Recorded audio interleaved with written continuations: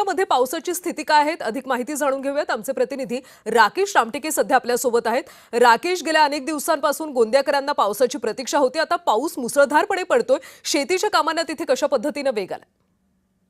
निश्चितपणे जून महिन्यामध्ये गोंदिया जिल्ह्याला पावसाने हुलकावणी दिली। मात्र जुलै महिन्याच्या सुरुवातीपासूनच गोंदिया जिल्ह्यामध्ये मस्त चांगल्या प्रकारे पाऊस पडत असल्यामुळे नागरिकांनी समाधान व्यक्त केलं आहे। आणि गोंदिया जिल्ह्यात जेवढा उकाडा होता, मात्र या 3 दिवसाच्या पावसामुळे गोंदिया जिल्ह्यामध्ये थंडगार वातावरण झालं असल्याचे आपल्याला पाहायला दिसून येते। त्याचबरोबर या पावसामुळे शेतकऱ्यांना मोठा दिलासा मिळाला असून शेतकरी आपल्या शेतीच्या कामामध्ये व्यस्त असल्याचे चित्र सध्या गोंदिया जिल्ह्यामध्ये दिसत आहे। एवढं असलं तरी मात्र नदी आणि नाल्यांना सध्या तरी पूर परिस्थिती गोंदिया जिल्ह्यामध्ये उद्भवली नसल्याचे आपल्याला दिसून येत आहे। कल्याणी, नक्कीच सध्या त्यामुळे राज्यभरामध्ये अशा पद्धतीची पावसाची परिस्थिती पाहायला मिळते, त्यामुळे काळजी घेण्याचं एक प्रकारे आवाहन प्रशासनाकडून केले जाते। सगळ्या प्रतिनिधींचं